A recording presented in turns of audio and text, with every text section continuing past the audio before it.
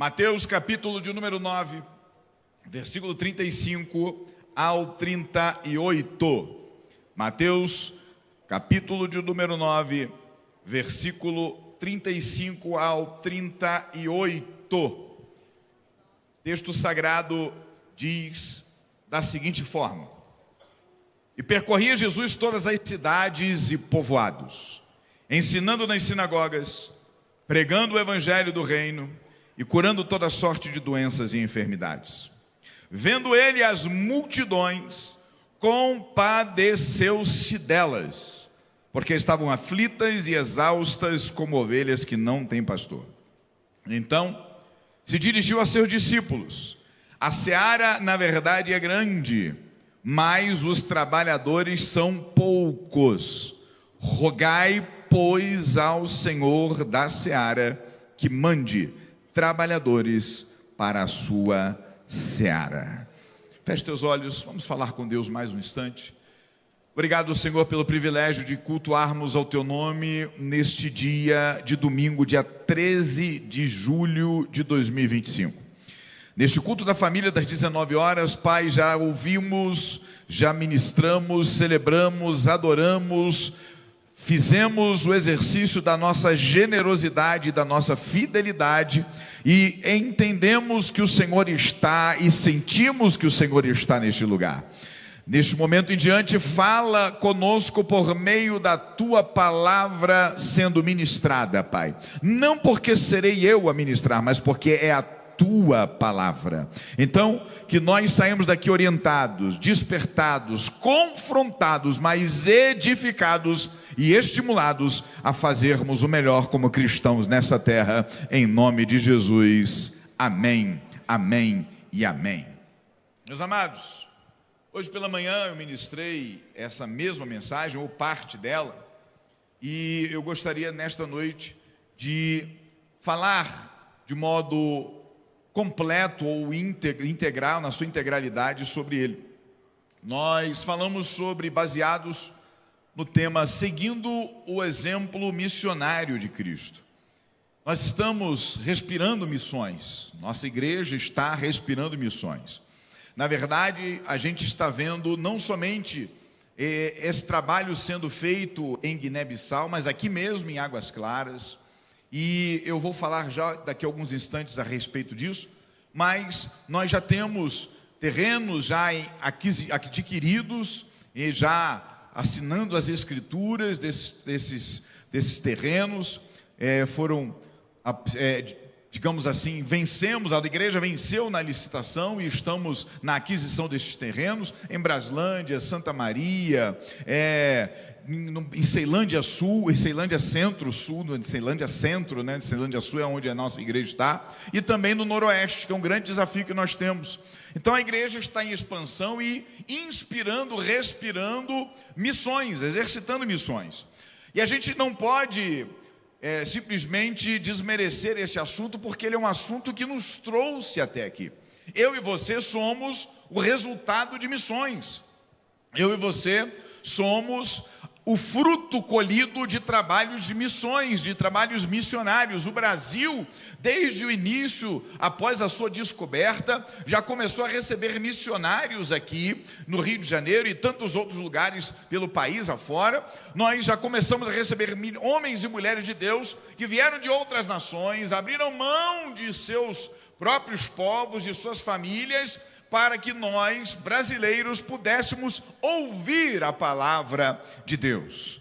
E muitos desses homens e mulheres nunca mais voltaram para as suas terras natais e estão sepultados aqui no Brasil, porque foi aqui que eles simplesmente dedicaram a sua vida de modo integral e entenderam que foi a pátria para a qual Deus os chamou para fazer o seu trabalho.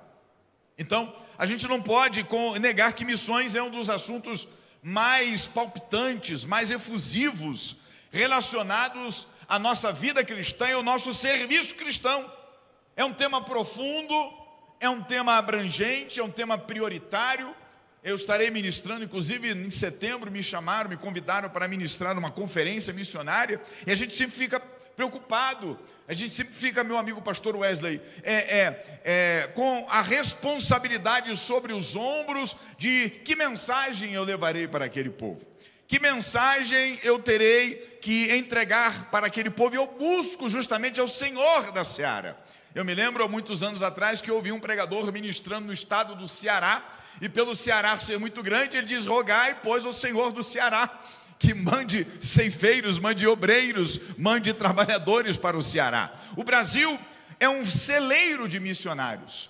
Eu e você precisamos entender, há muitos anos atrás, o de saudosa memória, já pastor David Wilkerson contou uma certa vez, ele pastor da igreja batista na Times Square, em Nova York, ele disse que uma certa vez ele estava passando próximo ao prédio das Nações Unidas, da ONU, e lá estão enfileiradas, lá estão defraudadas todas as bandeiras das comunidades ou dos países que fazem parte da ONU. E em determinado momento, aquele chafariz que está ali perto, um vento soprou e encharcou apenas uma bandeira. E aquele pastor virou: Deus, que visão é esta? Essa certamente é uma revelação, porque somente uma daquelas bandeiras, enfileiradas ali, defraudadas ali, está sendo encharcada. E Deus disse: eu escolhi esta nação para ser o celeiro missionário de todo o planeta. E esta bandeira é a da República Federativa do Brasil. Eu e você temos essa responsabilidade. Uma palavra muito forte, muito dura, contundente que eu falei hoje, uma frase dita por Charles Spurgeon. Charles Spurgeon, o príncipe dos pregadores, ele disse: todo cristão ou é um missionário ou é um impostor. Eu e você precisamos assimilar, aceitar esta palavra. Pastor, mas eu não tenho vocação para atravessar o oceano, esse negócio de enfrentar onça, esse negócio de comer besouro, também tem não, irmãos. Eu gosto do meu arroz, do meu feijão, não é? Eu gosto de uma comida quentinha, eu gosto do meu refúgio dentro da minha casa, da minha cama. Já tive que dormir em alguns lugares inusitados, não é? Em alguma rede, e do lado de fora, eu ora ouvi o mugido das vacas, ora ouvi o coachar dos sapos, não é? E estava lá, mas não é minha vocação não, pastor, não é minha vocação.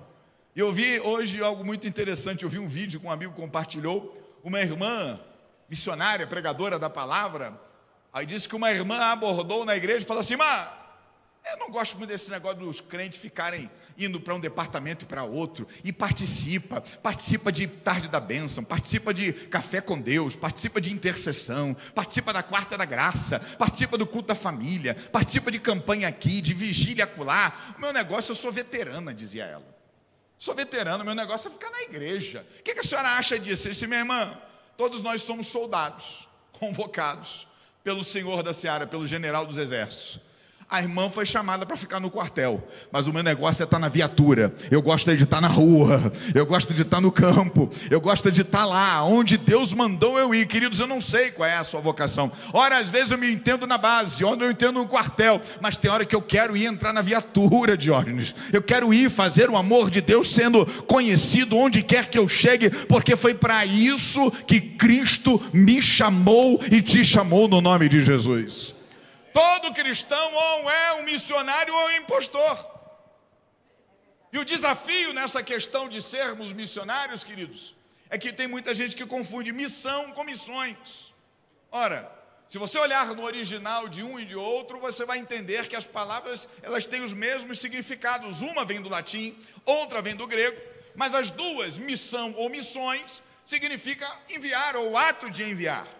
Só que, de um modo mais restrito, de modo mais sensato, pensado, de modo mais debulhado, missão trata do desígnio bíblico, propósito geral, completo da igreja. A igreja tem uma missão integral. Esse termo ele é vasto porque ele inclui o ministério voltado para cima, voltado para dentro e voltado para fora. Voltado para cima porque nós celebramos ao Senhor, nós o adoramos o Senhor. Nós estamos aqui não é para passar tempo, aí eu não tenho nada o que fazer, a Copa do Mundo de Futebol já acabou, né? Eu agora vou poder ir para a igreja ou não vou poder ir para a igreja, aí eu não tinha mais nada para fazer, eu resolvi ir para a igreja. Não, meu querido, você veio aqui para adorar o Senhor dos Senhores, bem dizer aquele que te resgatou, aquele que te tirou das trevas e colocou os teus pés firmados sobre a rocha, e a rocha é Cristo. Você veio para agradecer, para adorar, para bendizer, para celebrar aquele que te redimiu. Está escrito o seu nome no livro da vida, e em nome de Jesus você vai morar no céu. É para isso que você está aqui celebrando o Senhor. É uma missão para cima, é uma tarefa para cima, é um ministério voltado para cima, mas é um ministério voltado para dentro, queridos. Para dentro no sentido de sermos atrativos. Eu falei hoje pela manhã que a igreja, ela é um verdadeiro instrumento, uma força centrípeta e centrífuga. Uma força que puxa para dentro, mas também que empurra para fora. Ela puxa para dentro porque ela atrai. Ela atrai pelo testemunho dos crentes, ela atrai por conta da glória de Deus. E da mesma forma que eu falei hoje de manhã, eu falo hoje à noite, nós fomos atraídos pela glória de Deus. Irmãos, veja só, você está no meio do deserto, mentaliza comigo, Moisés, tomando conta das ovelhas do seu sogro Jetro, no meio, às vezes a combustão, ela no deserto é espontânea, mas o interessante é que Moisés chega próximo a um monte, vê uma sarça queimando, normal, só que a sarça não se consumia. O fogo destrói, ele consome, ele simplesmente aniquila por onde ele passa. Mas Moisés olha aquilo, pastor Wesley, e o fogo não consumia aquele arbusto no meio do deserto. E ele, ao invés de fugir, porque tem gente que simplesmente imagina uma cena como essa, bater em retirada, mas como bons infantarias, a gente dá meia volta e avança. Moisés foi atraído por aquela visão, ele foi se aproximando até que daquela sarça ele ouve uma voz que ele reconheceu de quem era. Eu sou o Deus de teu pai Abraão, de Isaque e de Jacó. Descalça as sandálias dos teus pés, porque o solo em que você está pisando é santo. É essa presença que atrai, irmãos. No início do século 20, numa rua chamada Azusa, Rua Azusa Street, em Los Angeles, uma igreja foi incendiada pelo poder de Deus. Pastor William Seymour era o pastor daquela igreja, e vinha gente de todas as partes dos Estados Unidos para entender o que estava acontecendo. Por quê? Porque a igreja é uma força centrípeta, ela puxa para perto de si, e aqui ela atrai para poder simplesmente tratar você, cuidar de você, edificar você, sarar as tuas feridas no nome de Jesus. Ela vem também para poder tirar os seus carrapichos, como ovelha que vem do mundo. Pastorei uma igreja, queridos, em que eu tinha um obreiro. Eu lembro de um pastor antigo, de saudosa memória. Ele dizia que tem um varão, tem um varela e tem um varunca. O varão manda ele e ela não. O varela manda ele e manda ela. O varunca manda ela e ele nunca. Esse obreiro meu era varunca.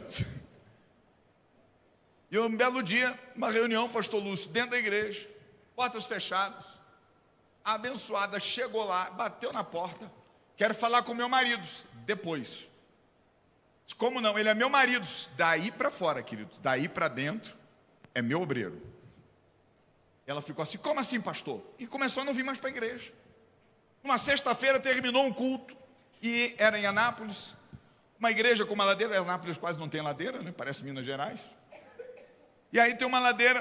Terminou o culto, estávamos sentados conversando assim na porta da igreja, aquela coisa de crente bater papo depois do culto e tal, aí lá vem ela com um carrinho de bebê.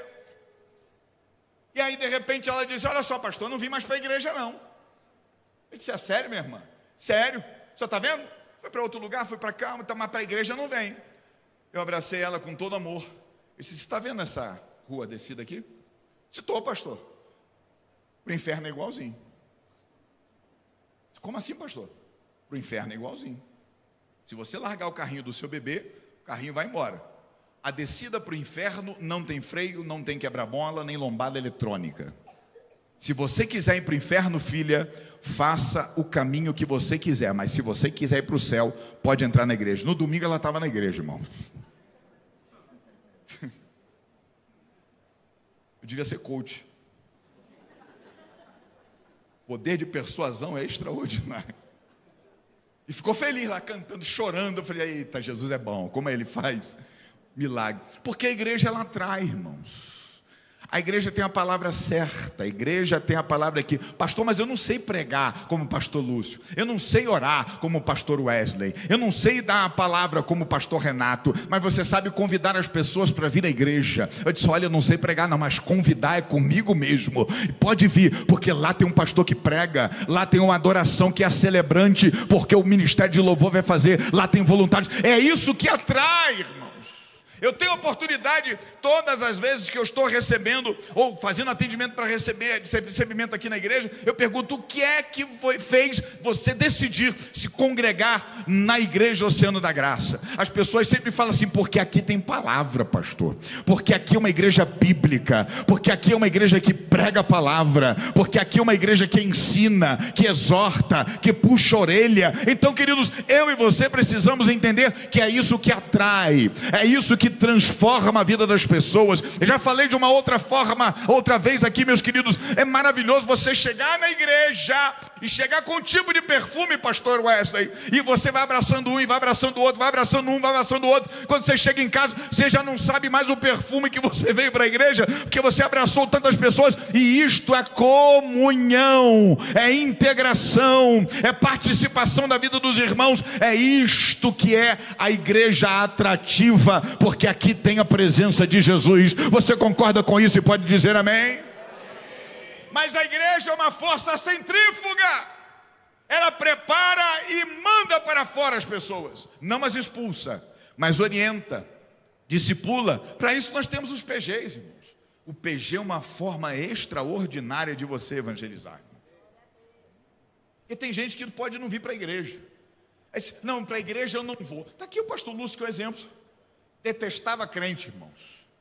Odiava crente. Eu não vou ser crente. Não quero ser crente. Não vou para a igreja. Mas quem sabe num culto no seu lar ele vai. Quem sabe num pequeno grupo na sua casa. Ele diz, olha, nós temos uma reunião. Reunião de quê? Uma reunião. Nós vamos estudar. Estudar o quê? Você só sabe depois que você for. Irmão, é isso que faz a forma de evangelizar. A pessoa vai, entende, na próxima vez está lá de novo, e na próxima de novo, e na próxima de novo, e na próxima de novo. Por quê? Porque simplesmente a igreja atrai, mas ela prepara para enviar. Ela prepara para poder ministrar por intermédio da sua vida, onde quer que você esteja, no nome de Jesus. A igreja tem uma missão para cima, para dentro e para fora também.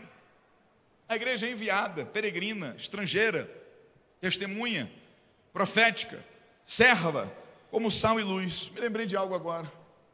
Há uns 2 ou 3 anos, nós temos um grupo, ou eu participo de um grupo no WhatsApp que, na verdade, está mais morto do que gente que morreu há muito tempo atrás. Aquele grupo que ninguém mais se manifesta. Mas era um grupo de amigos do trabalho, gente já na reserva, veteranos, e a gente montou um grupo, churrasco, fulano de tal. E churrasco nunca aconteceu, pastor. Isso é uma promessa política. Quando resolveram se mexer depois da pandemia, um amigo disse, olha, amanhã eu estou indo comprar as carnes. Eu falei, maravilha, esse negócio vai sair agora, no nome de Jesus. Ele teve um infarto fulminante, do sábado para domingo. Eu falei, eu vou sair do grupo, porque churrasco não é para acontecer, a gente está indo contra a vontade de Deus.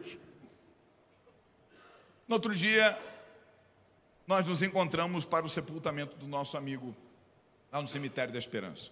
Cheguei lá, família já reunida, pessoal católico, estavam lá e tal, nem o padre chegou, nem diácono, tinha uma moça lá dando a palavra, um amigo me viu, pastor Renato, correu até mim, você é pastor, né?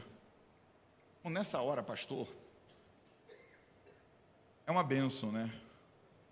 Porque está nas entrelinhas, naquelas linhas, aquelas letras miúdas, microscópicas, que você não vê quando assina um contrato de consagração pastoral. Porque se fosse me dada a oportunidade, meus queridos, para poder celebrar, era só aniversário de 15 anos, casamento, apresentação de criança, mas tem os sepultamentos, tem as visitas no hospital. E lá fui eu. Um amigo virou, você é pastor, né? Dá uma palavra. Eu disse, meu amigo, já tem a moça dando a palavra ali, não, mas você é pastor. Ela fui eu, dar uma palavra, orar com a família, porque simplesmente Deus me chamou para isso. Pastor, mas o senhor é pastor. E se fosse você e fosse chamado? Você é crente, não é? Sou. Você não quer dar uma palavra, não? Bom, em 2017 meu pai faleceu, 11 horas da noite. Nós saímos daqui na segunda-feira, dia 26 de junho de 2017. Eu e minha esposa de carro, foram as 14 horas mais longas que eu tive na minha vida. Minha esposa dormindo e eu com a adrenalina a mil, fui dirigindo até o Rio de Janeiro, pegamos chuva, engarrafamento, quase que eu cheguei atrasado, cheguei no cemitério de Irajá, minha cunhada pegou o carro, eu desci, foi lá para dentro, aquela, sabe, a viagem, 14 horas tendo lembranças, reminiscências do meu pai, chorando, lembrando, não é? E fungando por conta da minha esposa, está tudo bem, eu estou lembrando do meu pai, palavras, não consegui me despedir dele hoje, aquela coisa toda. Cheguei lá, irmãos, abracei minha mãe chorou, meu irmão chorou, beijei meu pai, vi os meus familiares, vi amigos.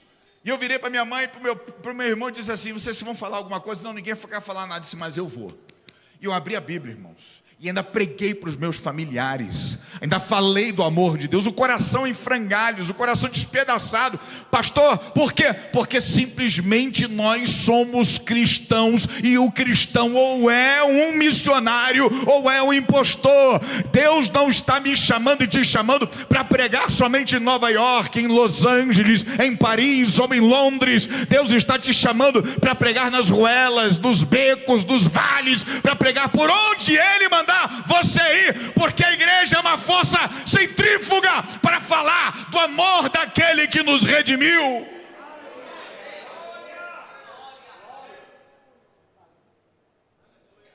Isso é missão. A missão da igreja Oceano da Graça é amar servindo e servir amando e conectando pessoas a Jesus com amor e graça. Como é que a gente faz isso? Recolhendo agasalhos, atendendo pessoas, fazendo connect, atendendo nos agendamentos pastorais, nas visitas. Nós temos um grupo somente de atendimentos pastorais. E a gente vê cada coisa cabulosa lá, irmãos. Acho que eu estou pegando os casos mais fáceis, porque a pastora Marli, a pastora Marluce, quando elas põem lá no grupo, lá foi sangue de Jesus, eu estou pegando só as questões mais fáceis.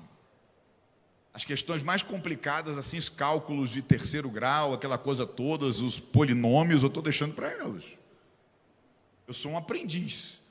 Começa a contar o caso assim, da gente, porque faz um pequeno resumo, um breve resumo das pessoas, mas são pessoas que a gente atende. A gente atende pessoas que desejam se suicidar.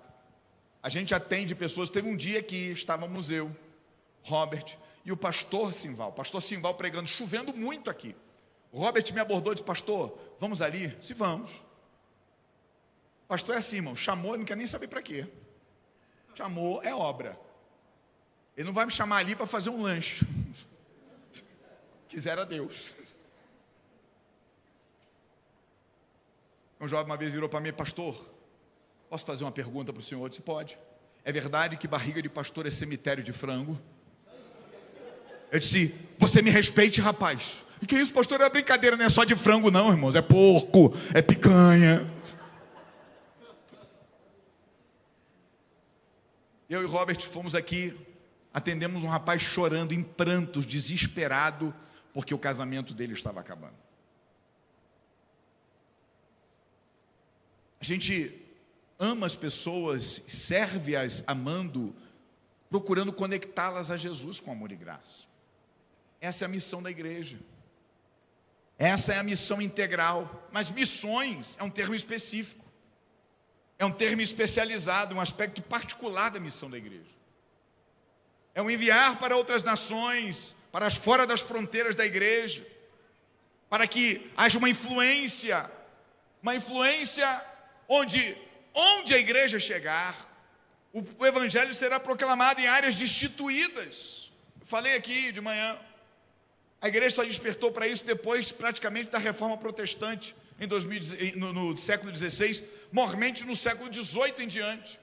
Começaram a ver as grandes viagens missionárias. E aí quando a gente começa a ver a questão missionária, na verdade toda a Bíblia, ela é voltada para missões.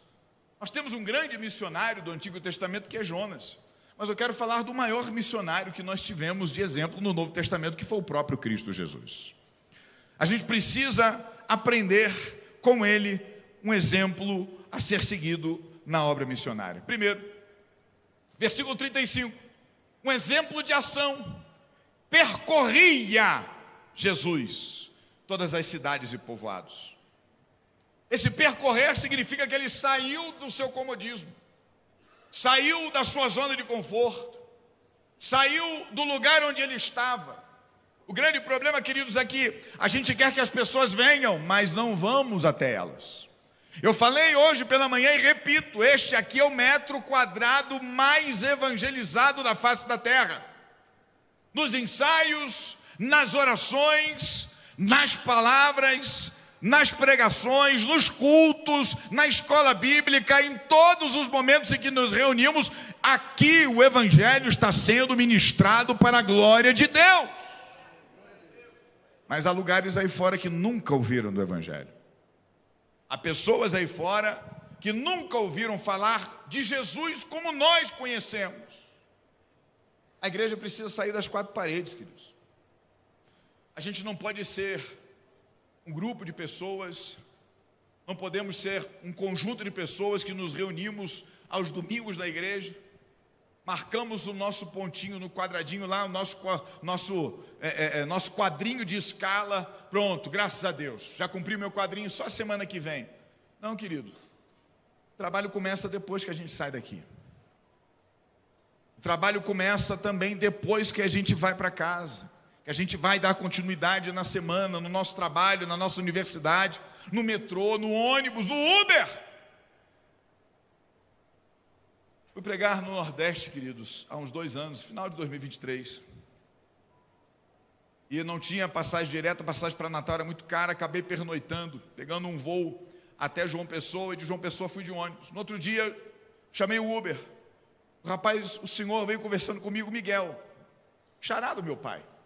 Começamos a conversar, o homem começou a contar a história dele, e daqui a pouco eu fui contando a parte da minha, daqui a pouco ele olhou para mim e disse: o senhor é crente também? Eu disse: sou. A paz do Senhor. Então, olha que coisa extraordinária, irmãos, conheci um irmão no meio do Uber, no meio de um lugar que eu talvez não volte para aquele momento, porque eu tive a oportunidade de falar do amor de Deus para alguém, e alguém falar do amor de Deus para mim, contando o seu testemunho, porque simplesmente nós saímos da nossa zona de conforto. 90% das programações da maioria das igrejas destinam-se somente às próprias igrejas. Eu disse aqui hoje de manhã, muitas igrejas sofrem de síndrome do Mar Morto. E o Mar Morto é algo espetacular, irmãos. Nós tivemos em 2023 lá, e eu já contei isso aqui. Foi sempre avisado: irmão, cuidado, não deixe cair no olho. A água é muito salgada. A água do Mar Morto tem aproximadamente 10 vezes mais sal do que os outros oceanos. Aí você vê como é que é salgado. Você não consegue afundar, você boia. Foi o maior sonho da minha vida realizado, pastor Renato. Eu não consigo boiar. Fui realizar o meu sonho. Você tira foto, irmão, eu estou boiando, irmão. Eu lá, com o maior cuidado, não é? De repente um irmão estabanado do meu lado, plá, bateu na água, a água veio no olho, irmão. Eu quase que afundei, só não afundei o irmão porque ele não afundava. Mas lá não tem vida, irmãos. Claro, Estão descobrindo agora algas e bactérias que estão... Eu estava vendo algo hoje extraordinário, pastor Lúcio. Do fundo do Mar Morto estão saindo fumaça branca de água potável ao redor do Mar Morto, que está dessalinizando o Mar Morto. E eu já preguei isso aqui quando eu falei de Ezequiel 47. Simplesmente Deus está purificando e cumprindo a sua profecia nos nossos dias, no nome de Jesus. Vai ter vida no Mar Morto, no nome de Jesus. Mas tem igreja que, e aqui não, graças a Deus, mas tem igreja que vive a síndrome do Mar Morto, recebe água de todos os lados, gente de todo lado, mas não gera vida, não sustenta a vida.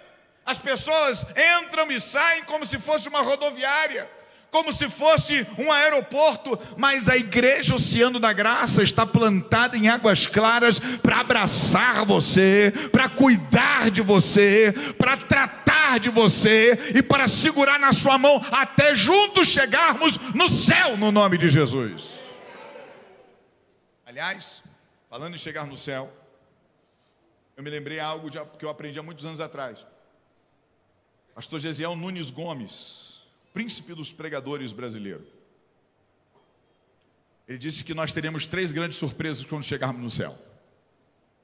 A primeira surpresa, quando nós chegarmos no céu, é que nós vamos estar lá. Caraca, cheguei. Aleluia! Tira uma foto aí, por favor, cheguei no céu. Alguém tira uma selfie, pelo amor de Deus. Segunda grande surpresa: quem a gente pensava que não ia estar no céu, vai estar. Fulano, meu Deus, que babado. E eu pensava que não ia vir. Terceira grande surpresa: quem a gente pensava que ia estar, não vai estar. Por isso que eu e você precisamos ser missionários 24 horas por dia, irmãos. Eu e você precisamos levar a palavra de Deus, gerar vida, sustentar vida, trabalhar as pessoas. Trabalhei em Anápolis, na base aérea, fui contemporâneo do pastor Lúcio, e numa prática de educação física, jogando bola, normal da minha carreira futebolística, fazer gol. Não. Falo isso com toda humildade, irmãos. Não sou arrogante, mas era frequente, eu me orgulho da minha humildade. De repente um soldado gritou: "E aí, sargento, vamos comemorar depois?" Disse: "Vamos, tomar uma cervejinha." Ele falou: "Cervejinha não." Aí se for uma Coca-Cola com gelimão, acabei fazendo merchan aqui. Aí ele olhou para o outro e falou assim: "Não entendi. Por que ele falou isso?" "Você não sabe não, rapaz, ele é pastor." "Ah, por isso que eu nunca ouvi falando palavrão. Por isso que eu nunca ouvi ele maltratando ninguém. Ele é amigo de todo mundo." "Por que eu estou falando isso?" Porque um belo dia eu passei, já contei isso aqui. Se você não ouviu, vai ouvir a primeira vez. Se ouviu, vai ouvir de novo. Trabalhava no primeiro grupo de defesa aérea, irmãos. Grupo de alerta, de segurança nacional, a interceptação de aeronaves, os Mirage 3, saudosa memória que Deus os tenha, se aposentaram. E a gente precisava colocar a mão toda, não era simplesmente o dedo, não era finger key, era hand key, a mão toda.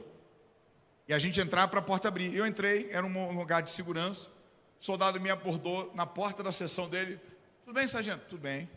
"O senhor pode entrar aqui?" "Disse, claro." Eu entrei na seção.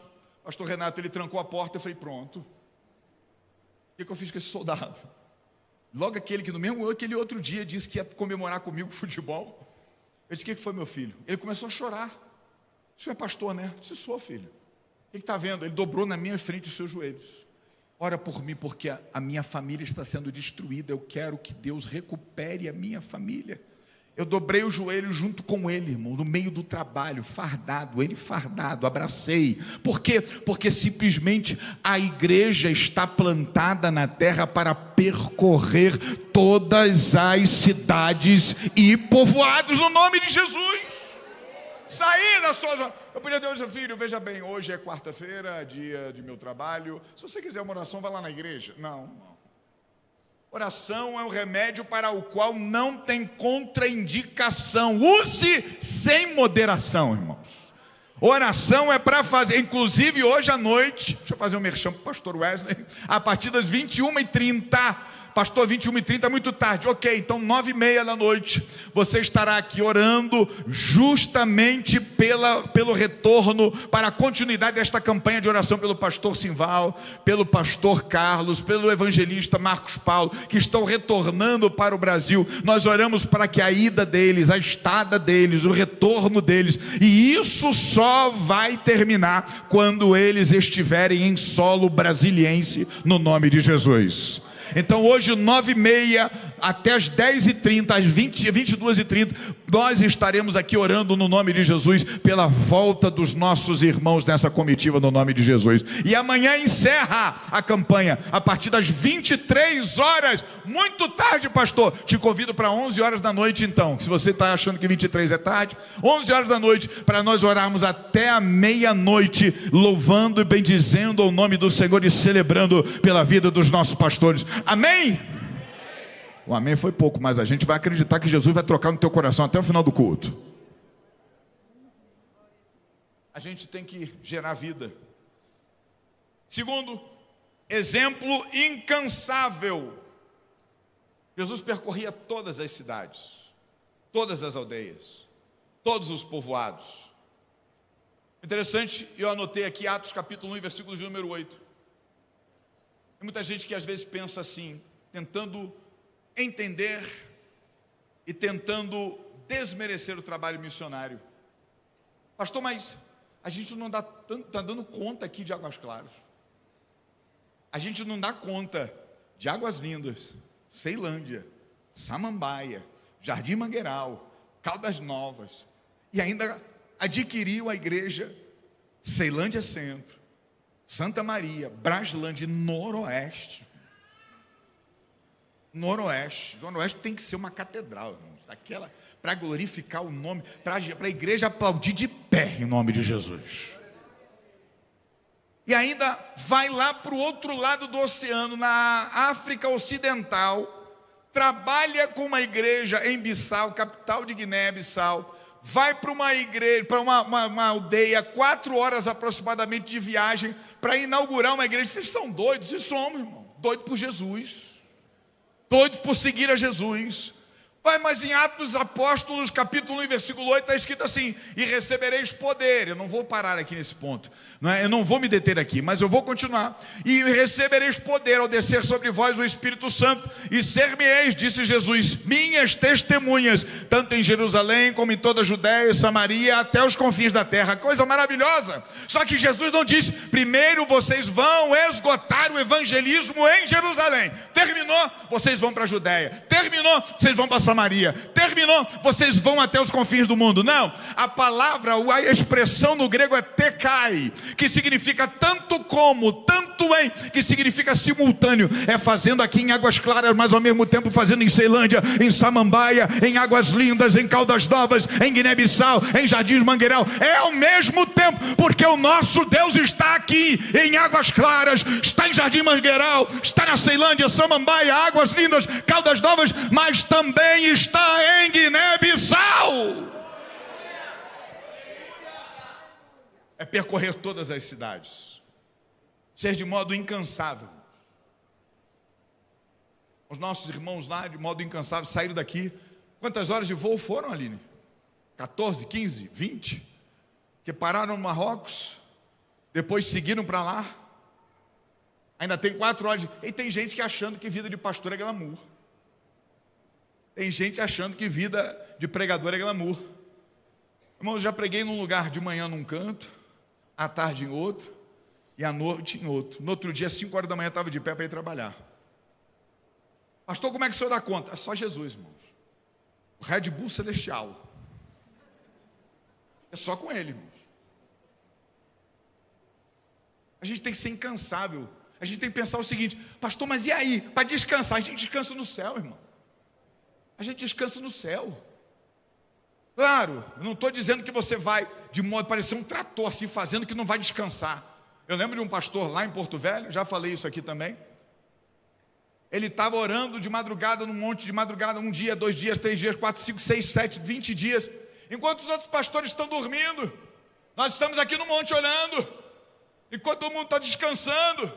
E a gente descobriu que ele estava à base de Red Bull. Estava à base de energético. Aquele homem teve um colapso. E acabou sendo hospitalizado. Aí disse, vamos agora reunir os pastores. Vamos lá no hospital. Eu disse, querido, enquanto você está aí deitado, nós aqui estamos agora orando por você no nome de Jesus. Somos gente, irmão, de carne e osso. A gente precisa de descanso. A gente precisa ter um momento de lazer, o nosso momento, não é? A gente é feito de espírito, de alma, mas também tem corpo. A gente precisa descansar. Já falei isso aqui, volto a dizer de novo. Pastor Silmar Coelho, pastoreando uma igreja em Itaquera, São Paulo, se despedindo da igreja no domingo à noite, que ia sair por um período de férias com a família. Uma irmãzinha daquelas de coque, irmão. A Bíblia é assim: só vai sair de férias, pastor? Se vou, minha irmã, pois o senhor saiba que o diabo não tira férias. Pastor Silmar virou para ela e disse assim: é por isso que a vida dele é um inferno, irmão.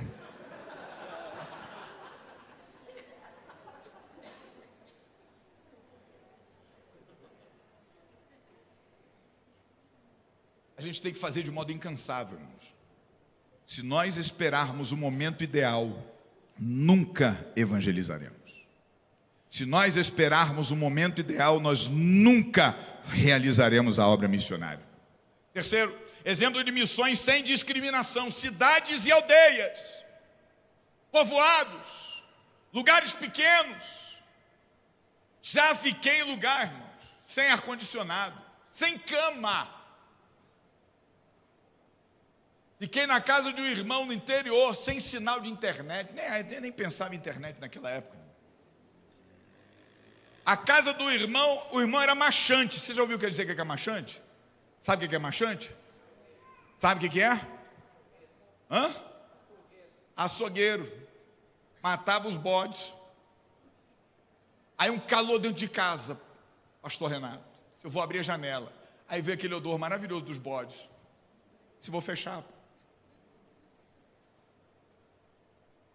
Comendo o que eles colocavam na mesa.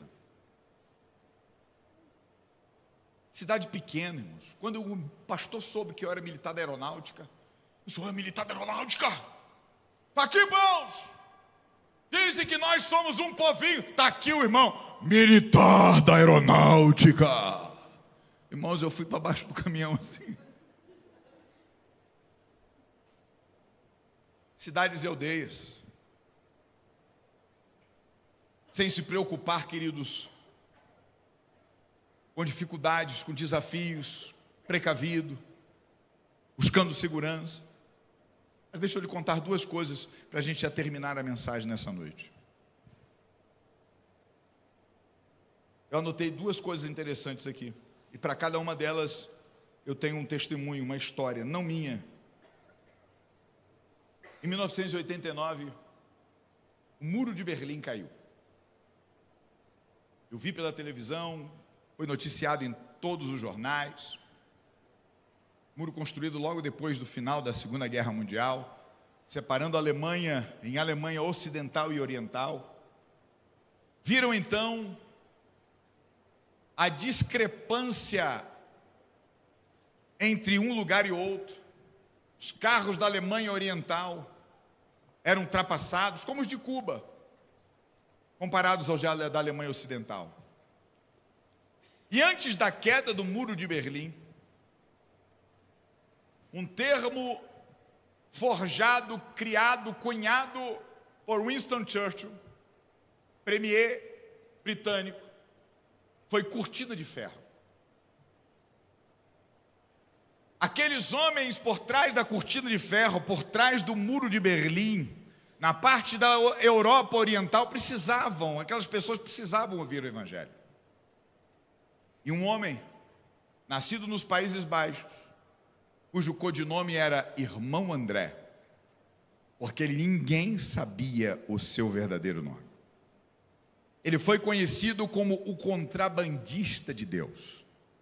porque ele enchia os seus carros com Bíblias e levava essas Bíblias para os países orientais. Houve uma certa vez, irmão André estava andando com o seu carro, com o seu fusquinha, tentando entrar na fronteira da antiga Tchecoslováquia. E ele parou exatamente na fronteira com uma guarita, com guardas, e disse: Senhor, o Senhor sabe que eu estou levando a tua palavra e eu não posso ser preso. E este carro está cheio de Bíblias. Irmãos, era Bíblia na frente, Bíblia atrás dos bancos, Bíblia em cima dos bancos, Bíblia no porta-mala do... Conhece o porta-mala do Fusca, não? O porta-mala do Fusca fica atrás do banco de trás, um espacinho. E ele disse: Senhor, cega esses soldados.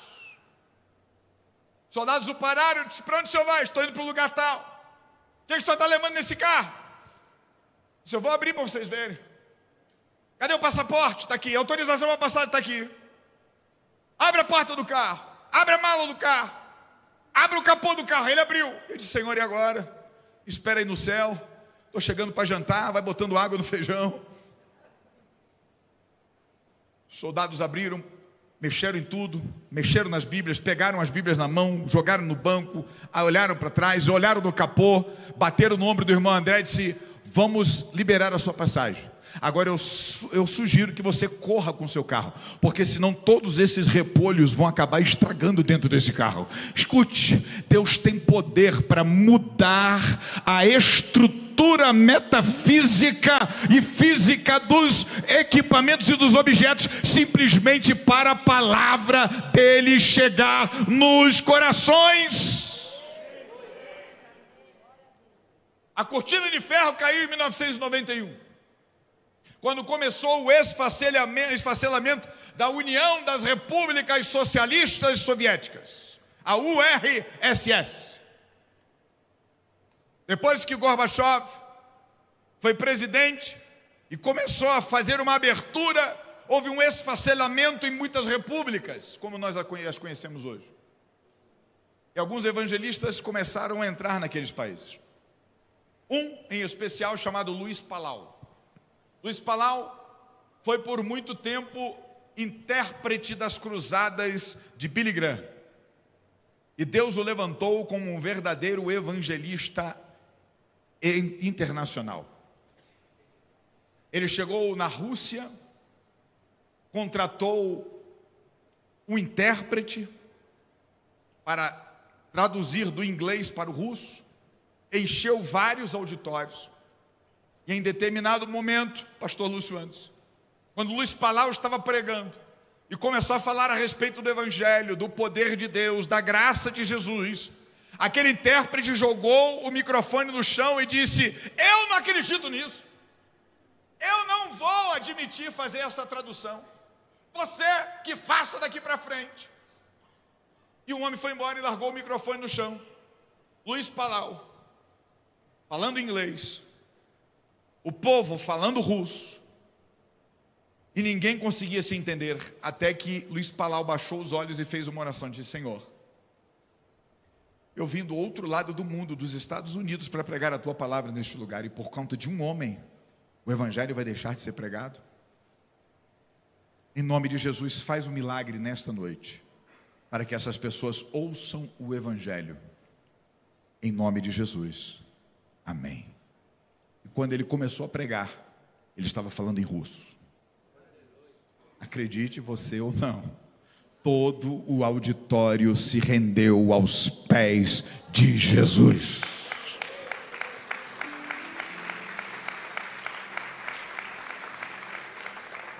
Coloque-se de pé, por gentileza.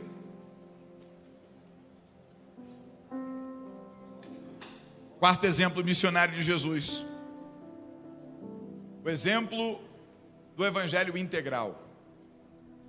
Versículo de número 35, ensinando o evangelho do reino. Pregando nas sinagogas e curando toda sorte de enfermidades no meio do povo.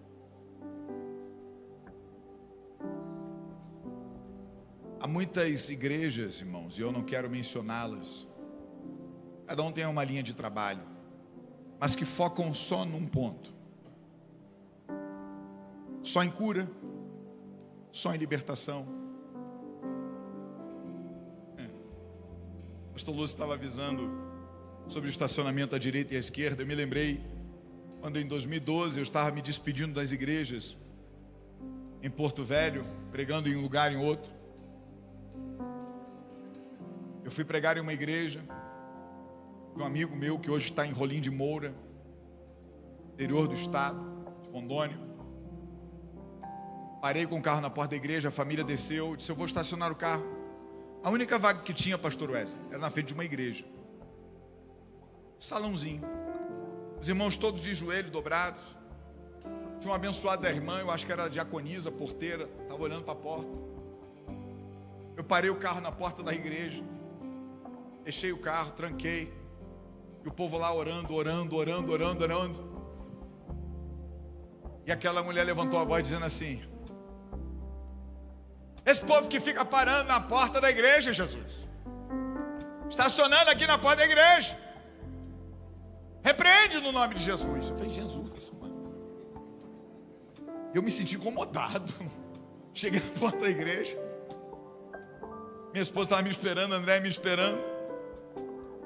E aí eu fiquei assim: meu bem, eu vou voltar lá para tirar o carro, mas você vai botar a mão em qualquer lugar, bota até no bolso, mas está me incomodando. Voltei lá. Disse: por que não? Porque a irmã, eu estou com medo da profecia da irmã. Com medo, eu sou crente, eu acredito. Voltei lá. Quando eu fui abrir o carro, ainda fiz a paz do Senhor, ainda fica dando a paz do Senhor, Jesus, a irmã falando. Quando eu fui tirar o carro, liguei o carro e disse: é isso mesmo, Jesus, tira esses encostos da porta. Eu falei: gente,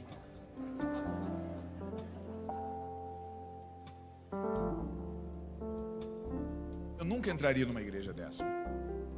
Nunca. Já na porta com essa recepção, a gente aqui recebe as pessoas com carinho. O pastor Wesley voltou agora, é carismático, é o jeito dele de abraçar, de sorrir, de apertar a mão. Eu faço isso com carinho também. Chego ali na porta, vou apertar a mão de um, aí aperto o outro, vou apertar do lado de cá, para você não ficar com ciúme. Aí o pessoal, sabe, dá aquele quebra-gelo. A gente está aqui em família. E Jesus tem um exemplo de evangelho integral para a gente. Eu já vi pregadores, irmão, pregar uma palavra extraordinária. O novo convertido disse: ai, eu quero apertar a mão desse pastor, pedir para ele orar por mim. Depois de muita gente ir lá conversar com o pregador, ele foi lá: pastor, eu queria lhe agradecer. Te agradecer por quê? Porque essa palavra extraordinária, como Deus falou comigo. Sabe o que o pregador virou para ele? É bem que Deus me falou que o diabo ia me testar depois do culto. Irmãos, o evangelho de Jesus é integral, é espírito, alma e corpo. O Pacto de Lausanne, 1974, uma reunião com mais de 150 igrejas espalhadas pelo mundo afora, se reuniram na cidade de Lausanne, na Suíça, e fizeram simplesmente um pacto, por isso que é conhecido como pacto, de pregar o evangelho integral. Uma frase que é guardada até hoje: o evangelho todo para o homem todo. Eu não posso pregar somente para a sua alma, eu não posso pregar somente para o teu espírito, eu tenho que pregar também para o teu corpo. Como assim, pastor? Tiago nos ensina isso. Eu não posso receber o irmão que está sentindo frio ou fome e dizer para ele: eu vou orar por você, vá para casa, se esquente, se alimente. Se ele não tem o que comer, eu tenho que oferecer algo para ele no nome de Jesus. Eu tenho que abastecer o coração dele com uma palavra, eu tenho que abastecer a alma dele com uma palavra, mas eu tenho que abraçá-lo para ele sentir que é amado, que ela é amada no nome de Jesus. A igreja precisa e deve pregar um evangelho que gere vida, que santifique, que até confronte. A gente precisa do evangelho ou do exemplo missionário de Jesus em oração, irmãos. Ele disse: rogai, pois, ao Senhor da seara. Às vezes a gente quer tanta coisa pela nossa força, que eu sou bom, porque eu tenho anel no dedo, eu tenho diploma, eu sou inteligente, eu vou lá, e aí quebra a cara. Mas quando coloca nas mãos de Deus, como a gente costuma dizer no quartel, as coisas ficam mais azeitadas, as coisas ficam tendo lubrificação celestial, as coisas acontecem, elas vão acontecendo, que você vai dizendo assim: como é que isto está acontecendo? É só Deus, é Ele mesmo que está trabalhando, é Ele mesmo que está fazendo, é Ele mesmo que está agindo, é Ele mesmo que está abrindo as portas, é Ele mesmo que está simplesmente facilitando as coisas acontecerem.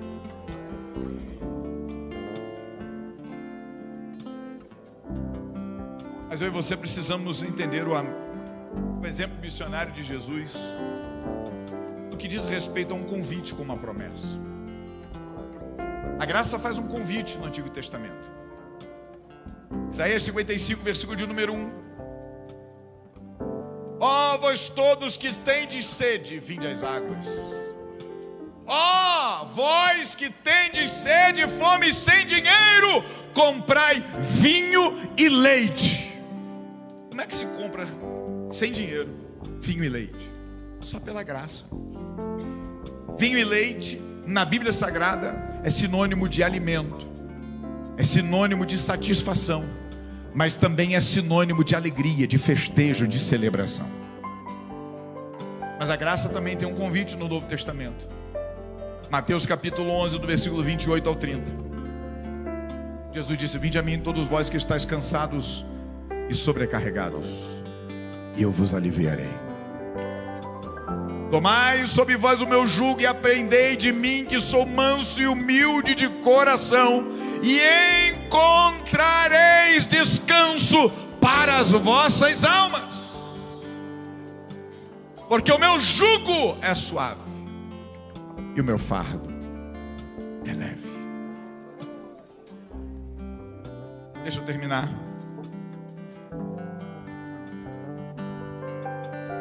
O pastor missionário foi para o interior de Minas Gerais, e era uma cidade muito idólatra, muito religiosa. Ele conversou com o prefeito da cidade, pastor Lúcio Antes, e buscou um lugar onde ele queria montar uma tenda para fazer um trabalho de evangelização.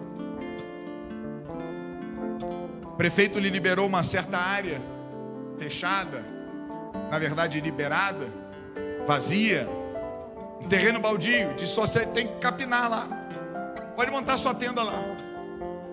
E o pastor foi, capinou aquele quintal inteiro, aquele terreno todo, e as pessoas passavam e perguntavam: o que você está fazendo aí? Se eu estou capinando o quintal, campinando esse terreno, que eu vou colocar umas estacas, uns mourões, e vou fazer uma tenda. Para que essa tenda? Para pregar o evangelho. Quando o Feliciano souber, ele vai vir aqui, vai arrancar os tocos, vai arrancar a madeira, vai bater no Senhor, vai rasgar a tenda. Eu falei: gente. Aquele pastor começou então a cavar os buracos e colocar as madeiras, as toras, as estacas.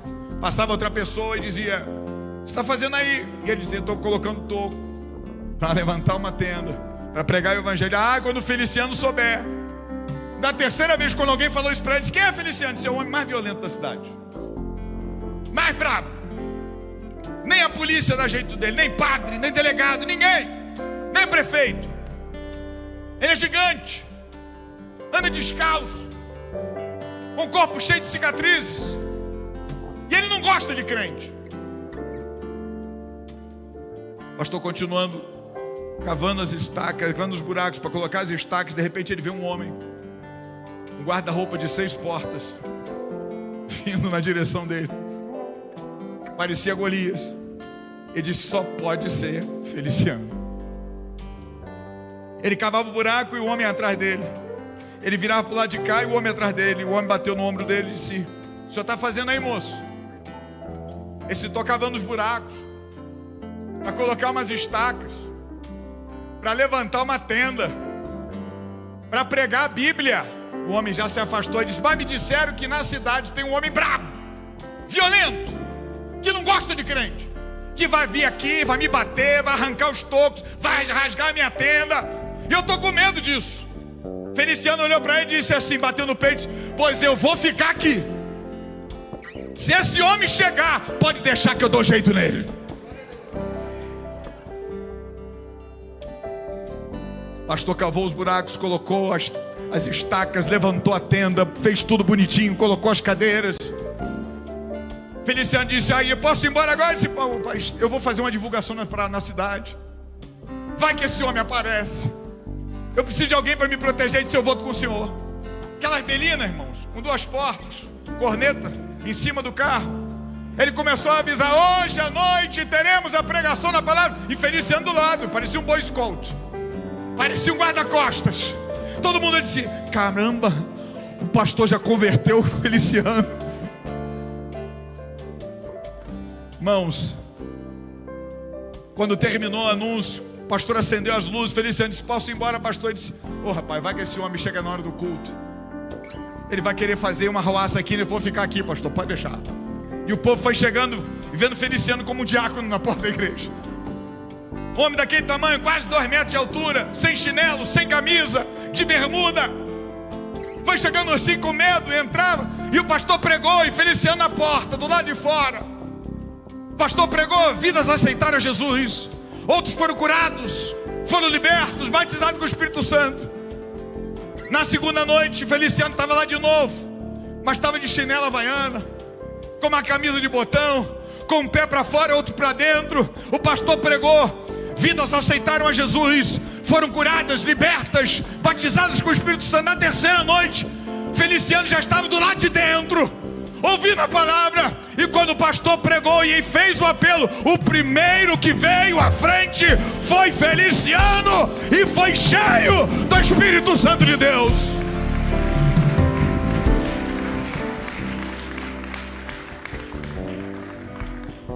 Eu não sei o seu nome, não sei se você é brabo, espero que não, mas o Jesus que salvou Feliciano está aqui nesta noite, no nome de Jesus.